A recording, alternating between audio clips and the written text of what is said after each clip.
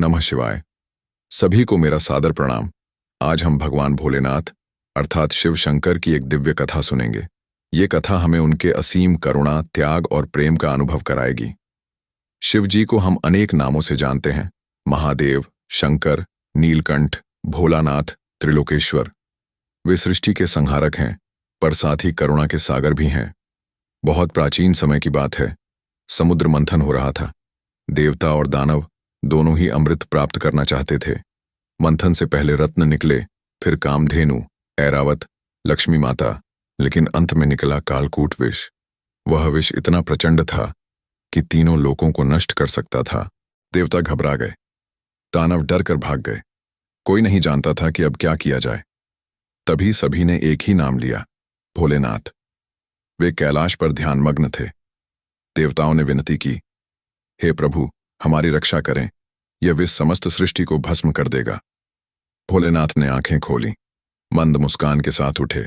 उन्होंने बिना देर किए वह विष अपने कंठ में धारण कर लिया। वह विष इतना तीव्र था कि उनका कंठ नीला हो गया।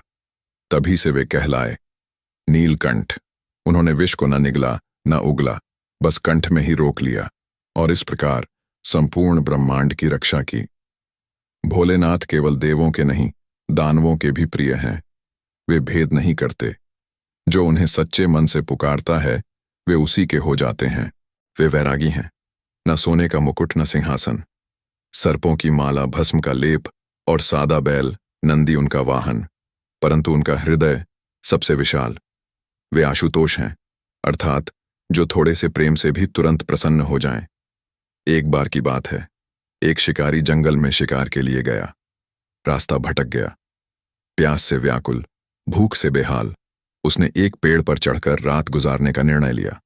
उसे नहीं पता था वह पेड़ एक बेल का था और ठीक नीचे शिवलिंग था। रात भर वह शिकारी जागता रहा ताकि जंगली जानवरों से बच सके। हर बार जब उसकी आंख लगती, वह उठता और पेड़ की डालियां हिलती, बेल पत्र नीचे गिरते, बिल्कुल शिवलिंग पर। रात भर अज्ञान में ही सही, उसने भोलेनाथ की पूजा कर दी। प्रभु प्रसन्न हुए, उसे दर्शन दिए और आशीर्वाद दिया। भोलेनाथ का यह स्वभाव है। वे भाव के भूखे हैं, वस्त्र, सोना, पूजा विधि नहीं देखते। उनका विवाह भी अद्भुत है। सती से प्रेम, फिर सती का आत्मदाह और फिर पार्वती रूप में जन्म लेकर पार्वती जी का कठोर तप, वर्षों तक की भक्ति और अंत में शिव पार्वती विवाह। शिवजी ने उस विवाह में समस्त ब्रह्मांड को निमंत्रण दिया। उनकी बारात भूत, प्रेत, पिशाचों की थी, किंतु पार्वती जी ने सब स्वीकार किया, क्योंकि प्रेम बाहरी रूप नहीं, हृदय से होता है। भोलेनाथ की एक और महान लीला है, गंगा को पृथ्वी पर लाना। भागीरथ की तपस्या से गंगा तो प्रसन्न हो गई, परंतु उनका वेग इतना अधिक था कि पृथ्वी उसे संभाल नहीं पाती। तब भगवान शिव ने गंगा को अपनी जटाओं में समेट लिया, फिर धीरे धीरे पृथ्वी पर प्रवाहित किया। इसीलिए उन्हें गंगाधर भी कहते हैं। शिवजी हमें सिखाते हैं सादगी, संयम, क्षमा और करुणा। वे मृत्यु के देव हैं, फिर भी जीवन के सबसे बड़े संरक्षक हैं। वे ध्यान सिखाते हैं, मौन सिखाते हैं, भस्म लगाकर बताते हैं कि शरीर नश्वर है पर आत्मा अजर अमर है। अंत में एक बात, जब संसार में कोई साथ न दे, जब मन अशांत हो, जब हृदय टूटा हो, तो एक बार एयूएम नमः शिवाय बोलकर देखिए। भोलेनाथ पास आ जाते हैं। कानों में नहीं, आत्मा में आवाज देते हैं, मैं हूं, चिंता मत कर।